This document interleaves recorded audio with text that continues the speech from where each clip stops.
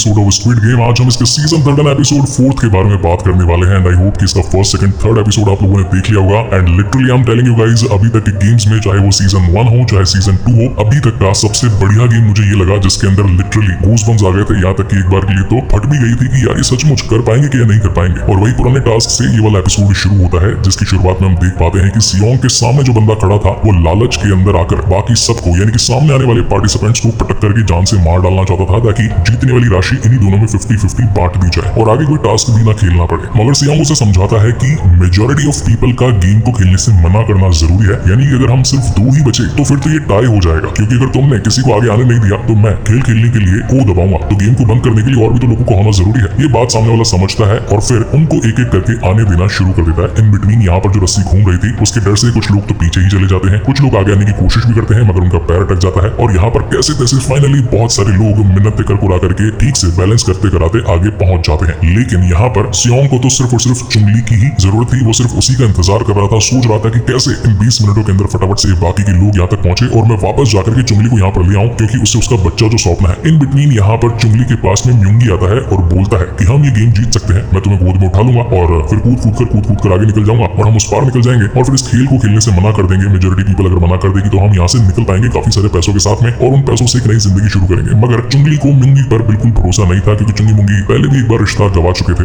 That is the reason चुंगली यहाँ म्यूंगी को मना कर देती है कि नहीं, तेरे काम से काम रख, मुझे जो करना होगा वो मैं करके रहूंगी। और ऐसा करते करते गेम आगे बढ़ने लगता है। यहाँ पर मिंसू जो कि पहले भी कभी नशे किया करता था, अब इस वक्त वो ये सोचने लग जाता है कि सामने उसे उसकी गर्लफ्रेंड पुकार रही है और वो कैसे तैसे कूदता फांदता हुआ आगे तक पहुंच जाता है। यानी कि मिंसू ने भी ये खेल पार कर लिया था और अब लास्ट में एट द एंड बचती है सिर्फ और सिर्फ चुंगली। यहाँ उसे बचाने के लिए सियोंग आने लगता है मगर चुंगली उसे मना कर देती है और बोलती है कि जब तक आप यहाँ पर आएंगे फिर मुझे वहां पर लेकर जाएंगे। इस बीच ऑलरेडी रस्सी की स्पीड बढ़ चुकी है, ये दोनों पुतले ज्यादा तेजी से इसे घुमाने लग गए हैं, हमारे गिरने के चांसेस ज्यादा है, बच्ची को संभालेगा कौन, मेरा यहाँ पर रुकना जरूरी है सर। जिस पर सियोंग कहता है कि अगर ऐसा हुआ तो तुम तो एलिमिनेट हो जाओगे। जिस पर चुंगली बोलती है कि वो मुझे क्या एलिमिनेट करेंगे, मैं खुद अपने आप को एलिमिनेट करती हूँ। और वो वहीं ऊंची चढ़ाई से यानी कि ऊपर की इतनी ऊंचाई से खुद ही कूद कर अपने आप की जान दे देती है ताकि उसकी बच्ची को एक नई जिंदगी मिल सके। वहीं दूसरी तरफ हम ये देख पाते हैं कि सोल्जर 11 और प्लेयर 246 निकल पड़े थे यहाँ से बाहर गश्त लगाकर लोगों को धोखा देकर निकल जाने में। मगर उन्हें क्या पता था कि ऑलरेडी यहाँ के बाकी पिंक सोल्जर्स को मालूम चल चुका है कि सोल्जर 16 की बॉडी में इस वक्त प्लेयर नंबर 246 मौजूद है, मतलब किसने कपड़े चेंज कर लिए हैं और अब सभी की उन पर कड़ी पहरेदारी है। यहाँ पर गेम खत्म कर लेने के बाद में सारे प्लेयर्स थक हार कर अपने मेन हॉल में आ जाते हैं, जहाँ ऊपर बैठ करके चुम फुम लुंग भुड़ुंग में देख रहे थे और सोच रहे थे कि इस खेल को हमने इतना ज्यादा इंटरेस्टिंग बना दिया है, वो भी सिर्फ और सिर्फ फ्रंटमैन के आइडिया से। अगर उसने आइडिया ना दिया होता कि अब से वो छोटी बच्ची की प्लेयर है तो शायद इस खेल में इतना ज्यादा मजा नहीं आता। फ्रंटमैन तुम्हारे दिमाग की तो तारीफ देनी पड़ेगी, लेकिन क्या होगा अगर नेक्स्ट गेम ये लोग खेलने से ही मना कर दे तो। यहाँ पर फ्रंटमैन कहता है कि इसके लिए मेरे पास में एक और जुगाड़ है, मैं इस बार की वोटिंग इतनी तगड़ी रखवाऊंगा कि उन लोगों को वोट तो खेलने के लिए आगे करना ही पड़ेगा। और फिर होता भी ठीक वैसा ही है। यहाँ पर पहुंच जाते हैं सारे पिंक सोल्जर्स और बताते हैं कि लास्ट गेम में जिस हिसाब से आपने इस खेल को जीता है बाकी लोगों की जाने लेकर, तो आपकी प्राइज मनी हो जाती है बढ़ करके करीब 400 बिलियन वॉन। अब ये काफी बड़ी राशि थी, हर किसी के हाथ में आराम से 70 बिलियन तो लगी जाते,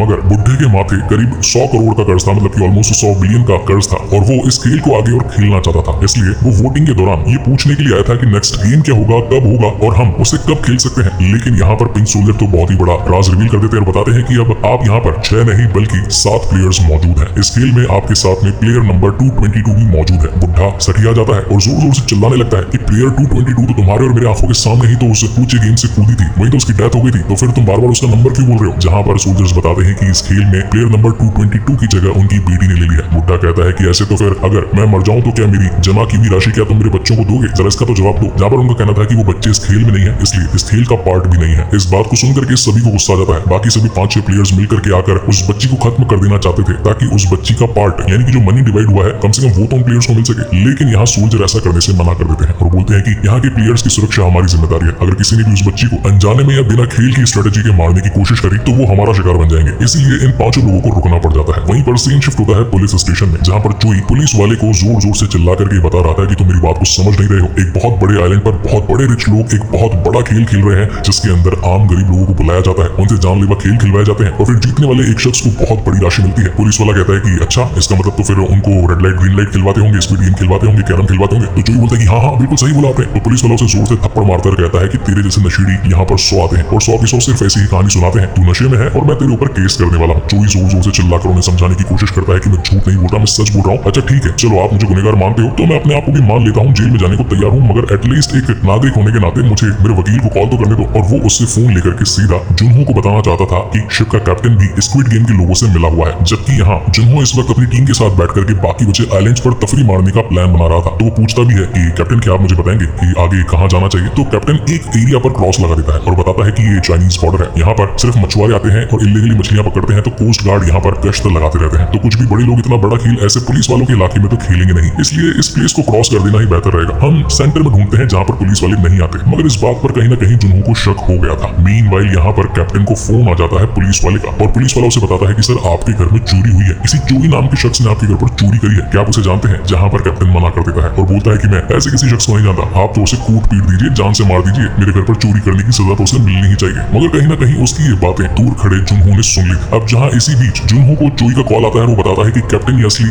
मगर मतलब आगे का समझ लेना। वहीं पर कैप्टन के पास में भी आगे फ्रंटमैन से कॉल आ जाता है कि शिप पर जितने भी लोग हैं सबको भून दो। अब यहाँ पर कैप्टन उन सभी की जान लेने के लिए अपनी गन लूट कर लेता है और एक एक करके सभी को शूट करने लगता है। ढेर सारे लोग मारे जाते हैं, कुछ जख्मी भी होते हैं, मगर जुनहो मौका रहते सीधा कैप्टन के सीने में भाला डाल देता है और पूछता है कि आखिर वो आइलैंड कहाँ पर है, तुम कब से लोगों के साथ मिले हुए हो, अब गेम और कितने दिन चलेगा, वहां तक कैसे पहुंचा जा सकता है, तुमने आखिर ऐसा सब क्यों किया और मेरी जान क्यों बचाई। मगर कैप्टन इनमें से एक भी सवाल का जवाब नहीं देता और वहीं पर मारा जाता है। जुनहो ये तो समझ गया था कि हम जरूर उस आइलैंड के करीब हैं, इसी वजह से वहाँ के गेम प्लेयर्स ने हमारा गेम बजाने के लिए ऑर्डर्स दे दिए ताकि हम उन तक पहुंच ना पाए, यानी कि अब हमें और मेहनत के साथ में यहाँ पर ढूंढना शुरू कर देना चाहिए। वहीं दूसरी तरफ बाकी बचे प्लेयर्स को एक रॉयल ट्रीटमेंट मिलता है, यानी कि एक शानदार दावत। ये दावत उनके लिए मानो जैसे भगवान सी थी, क्योंकि इतने दिनों से ये लोग कच्चे आलू खा रहे थे, सूखी पीटी रोटियां खा रहे थे, सिर्फ एक गिलास पानी में जी रहे थे। आज इन्हें 7 स्टार होटल का 7 कोर्स मील मिल गया था। हर कोई उस खाने पर कुत्तों की तरह टूट पड़ा था और ये सारी चीजें देख करके चुम ठुम लुम फुड़ुम काफी ज्यादा हंस रहे थे और ये सोच रहे थे कि देखो इस इतने से खाने के लिए ये लोग इतना मर रहे हैं, इन्हें देखकर तो बड़ा मजा आ रहा है। लेकिन कोई जरा इन्हें समझाए कि अगर इन लोगों को भी 2 दिन भूखा रख दिया जाए और फिर अचानक से अच्छा खाना दिया जाए तो ये भी उन्हीं की तरह टूटेंगे। खैर आपका इस पर क्या कहना है, please let me know in the comment section. अब यहाँ खाने की टेबल पर खाने के साथ साथ में वोटिंग प्रक्रिया भी शुरू हो जाती है और पूछा जाता है कि क्या आप लोग आगे का खेल खेलना चाहते हैं। अब नॉर्मली यहाँ पर पैसा तो इतना पड़ा था कि अगर ये लोग खेल को आगे ना कंटिन्यू करके यहाँ से चले जाए तो बचा हुआ पैसा बाकी में बढ़ जाएगा और वो भी सभी के लिए सफिशिएंट होता। मगर खूंसट बुड्ढे का खिसियाना दिमाग वो बोल डालता है कि नहीं, तुम्हारे लिए 70 काफी होंगे, मगर मुझे तो 100 का तो कर्ज चुकाना है और ऊपर से बाकी की लाइफ भी तो स्पेंड करनी है, तो मैं तो ये खेल खेल कर ही रहूंगा। तभी यहाँ पर फ्रंटमैन गेम में यानी कि इस वोटिंग में ट्विस्ट डाल देता है और बताता है कि अगर आप लोग खुद चाहो तो अपने पसंदीदा 3 प्लेयर्स को यहीं से बैठे बैठे आप लोग एलिमिनेट कर सकते हो, यानी कि गेम सोल्जर्स की कोई जरूरत नहीं। इस बढ़िया ऑफर को देखते हुए तो हर कोई मान जाता है और इस खेल को आगे खेलने के लिए तैयार हो जाता है, क्योंकि आगे का खेल ऐसा था जिसके अंदर इन्हें 3 लोगों को एलिमिनेट करना ही था। अब इस घूमे हुए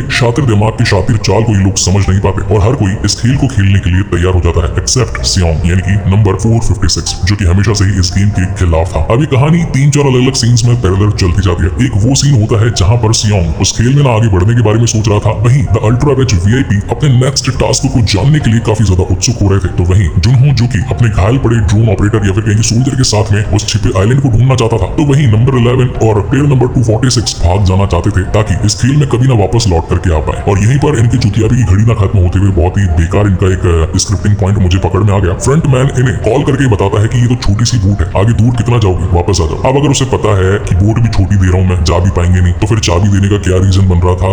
फ्रंटमैन एक तरफ तो वीआईपी इसको बहुत बढ़िया शातिर प्लान्स थ्रो कर रहा है और यहाँ पर इतना बड़ा चूतिया पे कर रहे हो यार फ्रंटमैन, यार सैलरी काटूंगा तुम्हारी। तो कुल मिलाकर के नंबर 11 को जब मालूम चलता है कि उनके पीछे कुछ गुंडे लगे हुए हैं और खुद की जान बचानी भी है और पार्क सियोंग वोंग की बेटी भी बचानी है, तो वो अपने आप को वापस आइलैंड पर लाकर छोड़ करके पार्क को आगे पार्क में भेज देती है, मतलब कि आगे उसकी खुद की जान बचवाने के लिए उत्तर दिशा में भेज देती है। मीनवाइल डिनर कर लेने के बाद में ये सभी लोग प्लानिंग प्लॉटिंग करने लगते हैं कि कौन आगे कैसे बढ़ेगा, कौन से वो 3 लोग होंगे जिन्हें की नेक्स्ट गेम के अंदर हमें एलिमिनेट करना है ताकि वो मोटी रकम जीत सके। मगर इन घनचक्करों को क्या पता था कि नेक्स्ट गेम अगर इन्होंने खेलने के लिए हाँ बोल दिया है तो नेक्स्ट गेम में विनर सिर्फ एक ही होने वाला था। वहां पर इस गेम को ना खेलने की चॉइस इन्हें नहीं मिलने वाली थी, वो सिर्फ यही चॉइस थी, लास्ट चॉइस, कि चाहे अभी मना कर दो या फिर कभी नहीं। तो वो इन लोगों ने बिल्कुल भी दिमाग नहीं लगाया और यहाँ पर एक डायरेक्टर की क्लेवर राइटिंग दिखाई पड़ती है। अब जहाँ एक तरफ नंबर 11 वापस पहुंच चुकी थी उसी आइलैंड पर ताकि फ्रंटमैन को खत्म कर सके, क्योंकि फ्रंटमैन के पास में प्लेयर नंबर 246 की सारी इन्फॉर्मेशन थी कि उसकी बेटी कौन से हॉस्पिटल में है, उसे बीमारी क्या है, उसे ठीक करने में पैसा कितना लगेगा। उस इन्फॉर्मेशन को पूरी तरीके से परमानेंटली डिलीट करने के लिए नंबर 11 ने जान का जोखिम उठाया और आइलैंड में वापस जाकर फ्रंटमैन को खत्म करने के बारे में सोचा। वहीं दूसरी तरफ लीडर ने बुलाया सियोंग को, वो भी रात के अंधेरे में, और उसे एक ऑफर दिया कि मैं तुम्हें एक चाकू देना चाहता हूँ, तुम अगर इस खेल को आगे जीतना चाहते हो और उस बच्ची को बचाना चाहते हो तो इस चाकू से काफी सारे लोगों को कत्ल कर दो ताकि तुम फाइनलिस्ट बन जाओ। अब यहाँ पर वो अपना फेस भी रिवील करता है और उसका एक्चुअल नाम होता है इनहो, यानी कि जुनहो का बड़ा भाई, वही पुलिस वाला जो पिछले 3 सीजन से ढूंढ ही रहा है कि वो आइलैंड मिलेगा। इस पे तो ढेर सारे मीम्स भी बन गए, लेकिन अभी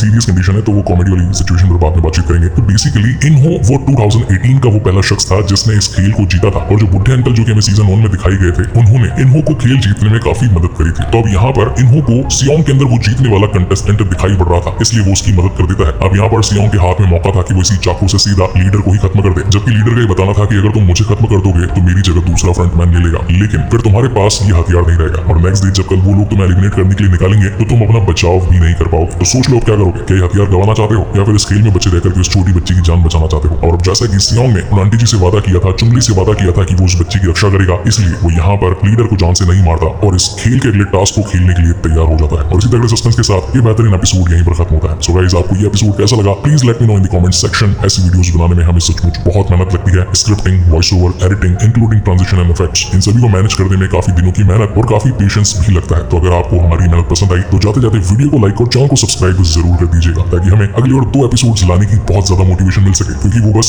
आपसे कुछ ही दूरी पर है। चलिए मिलते हैं अगले वीडियो में। Okay, so hi guys, very good morning and today we gonna talk about latest released web series called squid game. और आज हम इसके सीजन 3 एंड एपिसोड 5 यानी कि सेमीफाइनल एपिसोड के बारे में बात करने वाले हैं। इसके बाद जस्ट एक लास्ट फिनाल एपिसोड ही बचेगा जो कि काफी ज्यादा धमाकेदार है, और आशा है कि आपने इसके पहले एक्सप्लेन्ड वाले 1, 2, 3, 4th एपिसोड को देख लिया होगा, नहीं तो कुछ स्टोरी समझ नहीं आएगी। So now without wasting any time चलिए डायरेक्टली आते हैं इस कहानी की मेन स्टोरी लाइन की तरफ, जिसकी शुरुआत सोल्जर नंबर 11 से होती है, जो कि वापस से आ चुकी थी इसी मिस्टीरियस आइलैंड पर इन सभी का भरता बनाने के लिए। देन सीन शिफ्ट होता है मेन हॉल में, जहाँ पर इस वक्त सियोंग वापस आ गया था और उस छोटी सी बच्ची को देखने लगता है कि क्या मुझे इसके बचाव में बाकी लोगों को कत्ल कर देना चाहिए या फिर नहीं, क्योंकि कत्ल वो यहाँ पर करने आया नहीं था, सिर्फ लोगों को बचाने आया था। तो क्या वो अब अपने ही मोरल्स को डाउन करेगा? अब उसके हाथ में तो चाकू था और वो सोच रहा था कि प्लेयर नंबर 100 को यहाँ से निकाल दें, क्योंकि वही साला बार बार 100 मिलियन की रट लगाए बैठा था। यहाँ तक कि सियोंग ने तो उसके गले पर चाकू भी लगा दिया था और यही सारी चीजें ऊपर बैठ करके फ्रंटमैन देख रहा था। अब यहाँ पर हमें एक पास्ट का सीन दिखाया जाता है। ये वो मोमेंट था, माइट भी 2021 का या फिर 2018 का, ईयर स्पेसिफाइड नहीं था, लेकिन यहाँ पर हम देख पाते हैं कि स्क्विड गेम वाले 1 के बूढ़े अंकल जो कि अल्ट्रा रिच पर्सन थे, उन्होंने भी फ्रंटमैन को ये एडवांटेज दिया था कि रात को खाना खा लेने के बाद में चाकू से अपने बाकी कंपेटिटर्स का कत्ल कर दो, और फ्रंटमैन ने किया भी ऐसा ही था इस खेल को जीतने के लिए। और अब यही सारी चीजें यहाँ पर सियोंग भी सोचने लगता है। उसने हालांकि काफी देर तक चाकू मोटे के गले पर लगा कर रखा था, मगर फाइनली उसे चुंगली और आंटी जी की यादें आती है कि क्या इस खेल को जीतने के लिए किसी को जान से मारना सही रहेगा। और इन्हीं सारी बातों को याद करते हुए सोचकर वो अपना चाकू पीछे हटा लेता है। एक तरफ फ्रंटमैन दुखी भी था तो कहीं ना कहीं खुश भी था, क्योंकि उसने सियोंग में इंसानियत को देखा था। वहीं दूसरी तरफ एयरवेंट से गुजरते हुए सोल्जर 11 यहाँ के कंट्रोल रूम तक पहुंचने की कोशिश करती है। वहीं तीसरी तरफ हम देख पाते हैं कि प्लेयर नंबर 246 यानी कि पार्क योंग सॉन्ग वो निकल पड़ा था अपनी जान को बचाने के लिए और अपनी बेटी को एक अच्छा इलाज देने के लिए, लेकिन पीछे से आई बड़ी बूट जो कि स्क्विड गेम की मैनेजर्स की थी, वो उस पर धनाधन गोलियां बरसाते रहते हैं। यहाँ पर जूनहो भी अपनी पूरी कोशिश करता है कि कैसे भी करके उस छिपे आइलैंड को ढूंढ ले और उन सभी का पर्दाफाश कर दे, लेकिन उसके हर मूवमेंट पर फ्रंटमैन की नजर थी। वो तो इवेंचुअली उसे कॉल भी कर देता है। अब होता तो वो उसका बड़ा भाई है यानी कि इन्हो, उससे कहता भी है कि देखो चुन्हो, पिछली बार तो बच गए थे, लेकिन इस बार अगर सामने आए तो शायद बच नहीं पाओगे। जिस पर चुन्हो कहता है कि मर भी जाऊं तो कोई गम नहीं, मगर तुम्हारा पर्दाफाश करके रहूंगा और तुम्हारी असलियत पूरी दुनिया के सामने ला कर ही रहूंगा। और यहीं पर ये कॉल कट हो जाता है, जिसके बाद सोल्जर्स मेन हॉल में एंट्री करते हैं और इन सभी को अपने नेक्स्ट टास्क के लिए तैयार हो जाने के बारे में कहते हैं। तो बेसिकली यहाँ पर जब प्लेयर नंबर 100 उठता है तो उसे अपने गर्दन पर थोड़ा दर्द होता है, खून भी मिलता है। उसे लग रहा था कि मच्छर ने काट लिया होगा, मगर उसे क्या पता कि रात को चाकू से कहीं उसका गला ही ना कट जाता। अब जहाँ एक तरफ एयर वेंट्स की मदद से सोल्जर 11 उनके मेन सर्वर रूम तक पहुंच गई थी, वहीं दूसरी तरफ सारे प्लेयर्स तैयार होकर अपने नेक्स्ट टास्क के लिए निकल पड़े थे। और आज का ये खतरनाक खेल कैसा होने वाला है इसके बारे में भनक तक नहीं थी। मीनवाइल यहाँ सोल्जर 11 का सामना लीडर से हो जाता है। इन दोनों के बीच में गर्मा गर्मी हो जाती है। लीडर इस वक्त गन पॉइंट पर था और वो पूछता है कि आखिर तुम चाहती क्या हो? क्या मैंने तुम्हें इसीलिए टीम में ज्वाइन करवाया था, इसलिए तुम नॉर्थ कोरिया से यहाँ तक आई थी? जहाँ पर 11 का कहना था कि देखो मैं भी नॉर्थ कोरिया से हूँ, तुम भी वहीं से ही हो, मगर इसका मतलब ये नहीं कि हमारे मकसद सेम हो। मैं बस इतना चाहती हूँ कि तुम्हारे पीसी में जो प्लेयर नंबर 246 की सारी इन्फॉर्मेशन है तुम उसे डिलीट कर दो। अब जैसे ही वो यहाँ से पीसी से अपना पूरा डेटा 246 का डिलीट करता है कि तभी 11 उसे शूट करने वाली थी, लेकिन लीडर कह जाता है कि सारा डेटा जरूरी नहीं कि सिर्फ डिजिटली हो, हमारे पास कुछ हार्ड कॉपी में डेटा भी मौजूद है और उस कमरे की चाबी फ्रंटमैन के रूम में है और वहां तक पहुंचने के लिए सिर्फ मेरा मास्क ही काम में आएगा, तो तुम मुझे जान से मार नहीं सकती। अब जहाँ एक तरफ बाकी सारे प्लेयर्स एक बहुत बड़े हॉल में मौजूद हो गए थे जिन्हें ऊपर से बैठ करके अल्ट्रा रिच लोग अपने मजे के लिए देख रहे थे, वहीं दूसरी तरफ 11 ले आई थी लीडर को फ्रंटमैन के कमरे के पास, लेकिन लिफ्ट में ही इनकी धनाधन फाइट हो जाती है। यहाँ जब इन सभी प्लेयर्स को इस मेन हॉल में लेकर आया जाता है तो इनके सामने बहुत बड़े बड़े 3 ब्लॉक्स बने हुए थे, जिनमें थे सर्कल, ट्रायंगल और स्क्वायर, यानी कि वही स्क्विड गेम के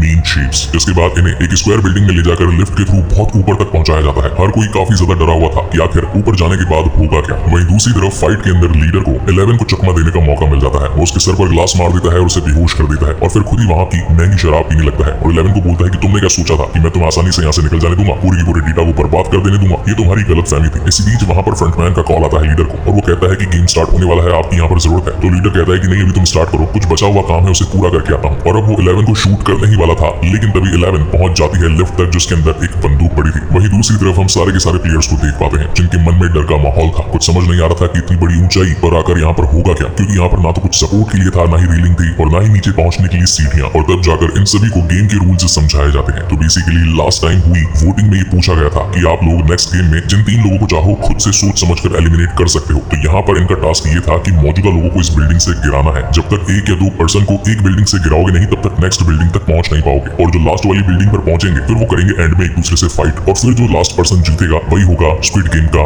मेन ग्रैंड मास्टर, वो भी 456 बिलियन वॉन्ग का मालिक। तो अब एक एक करके ये लोग प्लानिंग लगाने लगते हैं कि नीचे किसको फेंकना चाहिए। मिन्सू नशेड़ी जो कि ली और थैनोस को अपने विजन्स में देख पाता है, सोच समझ नहीं पाता कि आखिर करना क्या है। इसी बीच वहां पर रेड बजर आगे आ जाता है। इस रेड बजर को दबाते ही इन्हें मिलते थे 15 मिनट सोचने समझने के लिए, प्लानिंग बनाने के लिए कि एलिमिनेट किसे करना है। अब यहाँ पर इस कहानी को बहुत ज्यादा स्ट्रेच किया गया है। ये चाहते तो इस गेम को फटाफट से खत्म भी कर सकते थे, लेकिन अब जब डायरेक्टर नहीं खींचा है तो फिर हम कैसे पीछे छोड़ दें। हम भी इसे खींचेंगे, आपको ईच एंड एवरी डिटेल बताएंगे। यहाँ पर गोद में थी छोटी सी बच्ची प्लेयर नंबर 456 के पास में। वो बार बार बस सिर्फ बच्ची को ही देख रहा था, सोच रहा था कि मैं इसकी रक्षा कैसे करूंगा इन बाकी बचे 5 दरिंदों से। ये प्लेयर्स जानते थे हमारा जो प्राइज मनी का डिवाइडेशन होगा उसके अंदर इस बच्ची का भी हाथ है, तो क्यों ना इस बच्ची को पहले उस प्लेयर से अलग किया जाए, क्योंकि उसकी तो बच्ची है नहीं और इस गेम का पार्ट भी है नहीं, तो उसे फेंक देना ही बेहतर रहेगा। मगर लास्ट टाइम उस रस्सी फांदने वाले गेम में जो हिम्मत प्लेयर नंबर 456 ने दिखाई थी, यानी कि सियोंग ने, उसे देख करके हर कोई घबरा चुका था। वो लोग जानते थे कि ये इस बच्ची को अपने से दूर नहीं करेगा, इसलिए हमें किसी और को चूज करना पड़ेगा। और ये लोग फाइनली उस नशेड़ी को यानी कि मिन्सू को चूज कर लेते हैं। अब ये लोग धीरे धीरे करके उसकी तरफ आगे बढ़ने लगते हैं। मिन्सू काफी ज्यादा घबरा जाता है कि तभी एक शख्स उसकी तरफ एक डंडा लेकर के आगे बढ़ता है, मगर चालाकी से मिन्सू साइड हो जाता है और वो डंडे वाला पर्सन ही नीचे गिर जाता है। यहाँ पर इनका फर्स्ट टास्क कंप्लीट होता है। वहीं पर हम 11 को देख पाते हैं जो कि इस वक्त सर्वर रूम तक पहुंच गई थी। उसने डिजिटल कॉपी में सारा डेटा शिफ्ट डिलीट कर दिया था और हार्ड कॉपीज में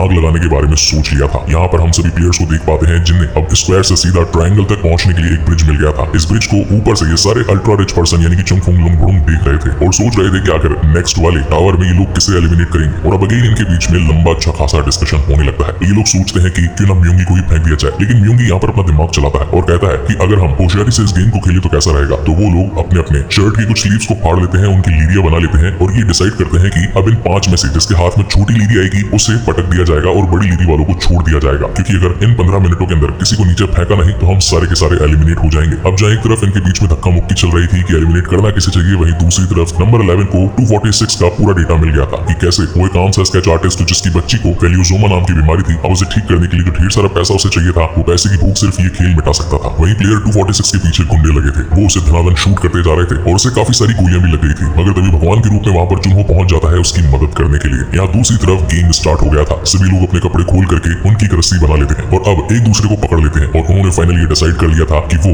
सबसे पहले तो सियोंग से उस बच्ची को जुदा करेंगे और अगर गलती से सियोंग उस इंसान का हाथ ना पकड़ ले, वो भी नीचे ना गिर जाए, इसलिए उसे बचाने के लिए इन लोगों ने एक रस्सी सी बना ली थी। और अब काफी धक्का मुक्की होने लगती है। ये लोग बच्चे को खींचने की कोशिश करते हैं, लेकिन तभी चालाक सियोंग जेब से वो चाकू निकाल लेता है और उस कपड़े की बनाई गई रस्सी को बीच में से काट देता है। मुझे तो लग रहा था कि एक साथ 5 लोग पीछे के टावर से जाकर गिर के मर जाएंगे, मगर ऐसा होता नहीं है। ये लोग अभी भी प्लानिंग प्लॉटिंग करते रहते हैं कि आखिर बच्ची को अलग कैसे किया जाए। तभी यहाँ पर म्यूंगी बीच में बोल पड़ता है कि इसे मैं डंडे से नीचे गिरा दूंगा। बाकी लोग भी पीछे से उसका हौसला अफजाई करने लगते हैं। ऊपर से पैनल के लोग ये सोचने लगते हैं कि आखिर अब इनमें से कौन नीचे गिरेगा, क्योंकि काफी ज्यादा खामोशी की घड़ी क्रिएट हो चुकी थी और सबके चेहरों पर मौत का मंजर मंडरा रहा था। और इसी बीच यहाँ पर ये लोग ये डिसाइड करते हैं कि क्यों ना सबसे चूमू को बहुत ज्यादा मारा पीटा जाए और फिर उसे ही यहाँ से नीचे फेंक दिया जाए, ताकि एलिमिनेशन से कम ये लोग बचकर सीधा अगले टावर तक तो पहुंच पाएंगे। तो बेचारे चूमू को बहुत पीटा जाता है। उसका नंबर था 39 और एटलीस्ट 39 मुक्के तो मुंह पर पड़े ही होंगे। अब यहाँ पर इनके बीच अच्छी खासी मार कुटाई हो रही थी। प्लेयर नंबर 353 भी अब झगड़ा करने पर उतारू हो गया था। बहुत ही ज्यादा सिचुएशन आउट ऑफ कंट्रोल निकल गई थी। लेकिन तभी एक सच सामने आता है। म्यूंगी बोल पड़ता है कि वो बच्ची और किसी की नहीं मेरी है, तो अब तुम्हें उनसे दूर होना ही पड़ेगा। अब यहाँ पर दो के ग्रुप में लड़ाइयां होने लग जाती है। एक को मिन्सू निपटा देता है तो एक को सियोंग निपटा डालता है और ये लोग चोमू को बचाने की कोशिश करते हैं, मगर चोमू इस वक्त बहुत ज्यादा डरा हुआ था। उसे लग रहा था कि ये लोग मुझे नीचे पटकेंगे तो मैं क्यों ना खुद ही कोई नीचे पटक लूं। वाह व्हाट अ डम आइडिया। इसीलिए इस खेल में इसका नाम चोमू रखा गया था। आशा है कि आपको इस चोमू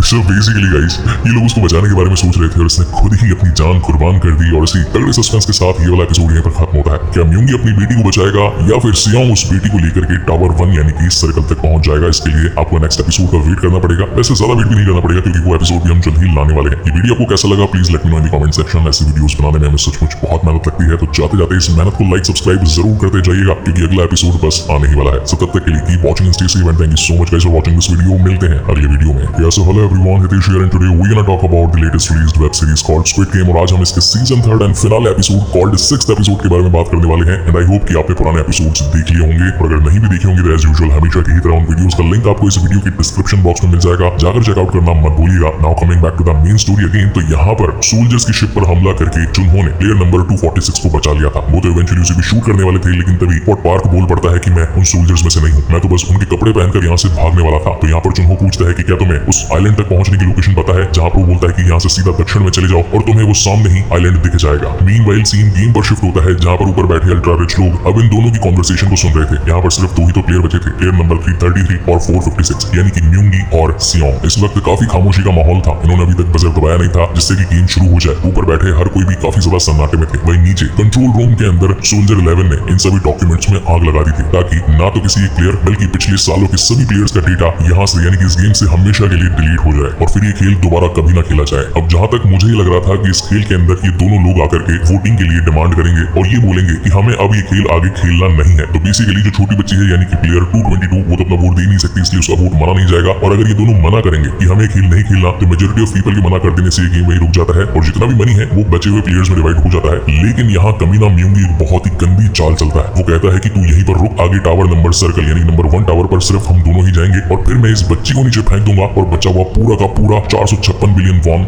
मेरा होगा। इस बात को सुनकर के सियोंग का दिमाग खराब हो जाता है। वो इस बच्ची को बचाने की कोशिश कर रहा था और जब उसे पता भी लगा कि उसका बाप भी यहीं पर है, लेकिन वो भी इस बच्ची को अपनाना नहीं चाहता, सिर्फ और सिर्फ पैसे की बोली सुनना चाहता है। और इस वक्त ये लोग जिस ब्रिज पर खड़े थे उसकी भी टाइमिंग खत्म होने वाली थी। तो यहाँ पर सियोंग अपना दिमाग चलाता है। सबसे पहले तो बच्ची उसके हाथ में देता है और जब तक म्यूंगी उस बच्ची को लेकर वहां तक पहुंचता और ये ब्रिज खत्म होता, सियोंग वहां पर जंप लगा देता है and this jump was literally epic. यहाँ पहुंचने के बाद तो इन दोनों ही धुरंधरों में बहुत ही गंदी फाइट हो जाती है, एक दूसरे से ये लोग लड़ने लग जाते हैं। अब अगर आपको सीजन 1 का सियोंग याद होगा तो वो काफी डरा हुआ सहमा हुआ सा लड़का था। उसके अंदर कोई जुनून नहीं था, कोई मन में इच्छा, कोई मकसद भी नहीं था। लेकिन इस बार 2 साल के बाद वो अपने आप को पूरी तरीके से तैयार करके लाया था, फाइट करके अपने आप की स्ट्रेंथ को बढ़ा करके हर चीज में माहिर बनकर निशाने लगाने वाला इंसान बनकर आया था और इस गेम को रुकवाने की उसकी पूरी कोशिश थी। लेकिन जैसे कि म्यूंगी के साथ उसका झगड़ा हो गया था तो वो अब उसे डायरेक्टली मारना ही चाहता था। तो यहाँ पर गलती से लड़ते लड़ाते इन दोनों का पैर फिसल जाता है और ये नीचे गिरने वाले थे, लेकिन म्यूंगी ने सियोंग का जैकेट पकड़ लिया था। अब एक पल के लिए सियोंग सोचता भी है कि क्या मुझे इसकी जान बचा लेनी चाहिए, लेकिन खराब किस्मत म्यूंगी की कि वो जैकेट ही फट जाता है और वहां से म्यूंगी ऊंचाई से एकदम नीचे जाकर गिरता है और उसका खोपड़ा फट जाता है। इस सिचुएशन को देखकर रिच लोगों को लग रहा था कि उन्हें उनका प्लेयर मिल गया है, अब ये भी बच्ची को नीचे फेंक देगा और सारा पैसा खुद लेकर के भाग जाएगा। ये गरीब लोग ऐसा ही तो करते हैं, पैसों के लिए कुछ भी कर सकते हैं, मगर इन्हें क्या पता था कि गेम की बाजी पलट जाएगी। तो बेसिकली यहाँ पर सियोंग ने बच्ची को गोद में उठाकर इन सभी से ये बात बोली कि तुम अमीर लोग अपने मजे के लिए जो इतने लोगों को मारते हो, उनका शिकार करते हो और फिर हंसते रहते हो, इससे तुम्हें हासिल क्या हुआ? सिर्फ कुछ पल की खुशी। मगर ये खुशी भी किस काम की जो कि सिर्फ चंद पलों में खत्म हो जाए। खुशी किसी को मारने से नहीं, खुशी किसी की मदद करने से मिलती है और आज मैं वही करने वाला हूँ। और वो खुद इस बच्ची को यहाँ पर रखकर अपने आप की जान कुर्बान करने के लिए उस टावर से कूद जाता है। इस बात को देख करके सारे के सारे अल्ट्रा रिच पर्सन और गेम को वॉच करने वाले मैनेजर्स सभी का दिल दहल चुका था, क्योंकि गेम का लीड मेंबर ही अब इस गेम में नहीं था और इस खेल को प्लेयर नंबर 222 यानी कि उस छोटी सी बच्ची ने जीत लिया था। और अब जैसा कि यहाँ पर पुलिस फोर्स पहुंचने वाली थी तो फ्रंटमैन यहाँ का सेल्फ डिस्ट्रक्शन बॉम्ब ऑन कर देता है और सभी के सभी एम्प्लॉइज और सोल्जर्स को यहाँ से निकल जाने के बारे में कहता है। हर कोई यहाँ से भागने लगता है। सिचुएशन आउट ऑफ कंट्रोल हो चुकी थी, मगर फ्रंटमैन को उस बच्ची को बचाना था, क्योंकि वही तो इस गेम की विजेता थी। अब जैसे ही वो वहाँ पर पहुंचता है तभी चुन्हो उसके सामने बंदूक लेकर के पहुंच जाता है। ये दोनों आमने सामने होते हैं, दोनों भाई। चाहता तो चुन्हो अपने भाई इन्हो को गोली मार सकता था, मगर वो उसे गोली नहीं मार पाता और देखते ही देखते बाकी सभी एम्प्लॉइज वहाँ से इस खेल को छोड़ करके निकल जाते हैं और ये पूरा आइलैंड एक बहुत बड़े धमाके के साथ खत्म हो जाता है। और देखा जाए तो ये सीरीज भी यहीं पर खत्म हो जाती है, लेकिन अब कम से कम 6-7 अलग अलग पैरेलल सीन्स चलते रहेंगे। तो मैं एक एक करके आप लोगों को उन्हें शॉर्ट में एक्सप्लेन कर देता हूँ। नंबर 1, जो अपना सियोंग था उसने भी इस खेल से 456 बिलियन वॉन जीते थे, तो उसके पास में सिर्फ इन 2 सालों में माइट भी 1 या 2 बिलियन ही खर्च हुए होंगे, बाकी सारा पैसा पड़ा था। उस पैसे को जाकर के फ्रंटमैन ने चुरा लिया। अब वो क्यों चुराया वो मैं आपको आगे बताता हूँ। यहाँ पर 3 महीने बाद में सीन शिफ्ट होता है, जहाँ पर सब कुछ सेटल हो चला था। पार्क योंग सॉन्ग अपनी वही पुरानी जॉब कर रहा था, यानी कि लोगों की स्केचेस बनाना, जहाँ पर नंबर 11 आकर उससे कहती है कि मेरी स्केच कितनी देर में तैयार होगी। इस पर पार्क कहता है कि शायद मैंने कहीं आपको पहले देखा है। अब देखा क्यों नहीं होगा भाई, इसीलिए तो तेरी जान बचाई है। लेकिन उस टाइम ऊपर मास्क था, इसलिए वो पहचान नहीं पाता कि तभी वहाँ पर भागती हुई उसकी छोटी बच्ची आती है। नंबर 11 उसे देख करके बहुत ज्यादा खुश थी। नंबर 11 का एक्चुअली में नाम कैंग यून है। तो कैंग कहती है कि बेटा अच्छी पढ़ाई करना, अच्छा खाना खाना और सभी को खुश रखना, और सिर्फ प्यार से गुड बाय करके निकल जाती है। वहीं पर हम जेल से रिहा हुए चूई को देख पाते हैं, जो कि इस वक्त जुन्हो के साथ बैठ करके निकल पड़ा था अपनी एक नई जिंदगी की शुरुआत करने। अब हालांकि इनके पास पैसे तो नहीं थे, तो ये लोग सोचते हैं कि जो मिस्टर सियोंग का पूरी बिल्डिंग जो परचेज करके उन्होंने रखी थी उसी को ही एक अच्छा सा क्लब बना देंगे। लेकिन तभी जोई को याद आता है कि वहाँ पर तो सियोंग का ढेर सारा पैसा पड़ा था। तो जुनहो बताता है कि मेरे पहुंचने से पहले किसी ने वो पूरा पैसा चुरा लिया, और जब वो अपने घर पहुंचता है तो उसे प्लेयर नंबर 222 मिलती है, यानी कि इन्होंने वो बच्ची जुनहो के लिए छोड़ दी थी, और साथ में एक कार्ड भी छोड़ा था। इस कार्ड को जब वो जाकर टीम में चेक करता है तो उसके अकाउंट में उसे 456 बिलियन वॉन मिलते हैं, जिसे देख करके उसका दिमाग घूम जाता है। वहीं कुछ पुराने प्लेयर्स भी थे जैसे कि सिबियोक, जिसे हमने सीजन 1 में देखा था, उसे उसका बेटा मिल जाता है। और वहीं प्लेयर 11 को अपनी बेटी की भी इन्फॉर्मेशन मिल जाती है कि वो चाइना के अंदर मौजूद है। यहाँ पर इन दोनों चोरों को पूरी बिल्डिंग मिल गई थी, उसे रेनोवेट करवाने के लिए या फिर कोई क्लब खुलवाने के लिए। और इस एपिसोड के एंडिंग में खुद इन्हो यानी कि फ्रंटमैन पहुंचा होता है सियोंग की बेटी के पास में उसका कुछ सामान लेकर, और वो बताता है कि आपके फादर अब जिंदा नहीं, मगर आपके लिए वो कुछ छोड़ कर गए हैं। और जब उसकी बेटी वो बैग खोलती है तो उसे भी एक गोल्डन कार्ड मिलता है, यानी कि वो सारा पैसा इन्होंने चुरा करके, जो यानी कि सीजन 1 में जो भी 456 बिलियन वॉन में जितना भी खर्चा हुआ था उसे हटा करके जो पैसा रेस्ट बचा वो सब कुछ उसकी बेटी के नाम करवा दिया, और फिर हमेशा के लिए वहां से चला गया। मगर मजा तो तब आता है जब इस एपिसोड के एंडिंग में हम ये देख पाते हैं कि स्ट्रीट में अभी भी एक लड़की सूट पैंट पहन करके लोगों में चांटे बजा रही है 1-1 लाख वॉन देने के बदले ताक्षी को पलटने के लिए, यानी कि ये खेल अभी भी बंद नहीं हुए थे। इसका सीजन 4 भी आएगा जहां पर अब हम कुछ अमेरिकन को देखेंगे, और इसी तरह सस्पेंस के साथ एपिसोड और ये एक्सप्लेनेशन भी यहीं पर खत्म होती है। सो गाइस, आपको ये वीडियो कैसा लगा please let me know in the comment section. अगर चैनल पर पहली बार आए हैं तो इसे सब्सक्राइब जरूर कीजिएगा, क्योंकि हम ऐसे ही सीजन की सीरीज और उन सीरीज के each and every episode with every each and complete detail को डिकोड करते रहते हैं। और अगर आपकी कोई फेवरेट सीरीज है तो उसे कमेंट्स में बताना बिल्कुल मत भूलिएगा। हमारी कोशिश रहेगी उसे जल्द से जल्द आपके लिए लाने की। नेक्स्ट सीरीज कौन सी उठाई जाए वो भी बताना बिल्कुल मत भूलिएगा। और अभी हाल ही में एक और नई सीरीज स्टार्ट हो गई है आयरन हार्ट, जो कि आयरन मैन से रिलेटेड है, तो उसे हम जल्द से जल्द लाएंगे। सो तब तक के लिए keep watching and stay safe. Thank you so much guys for watching this video. मिलते हैं अगले वीडियो में।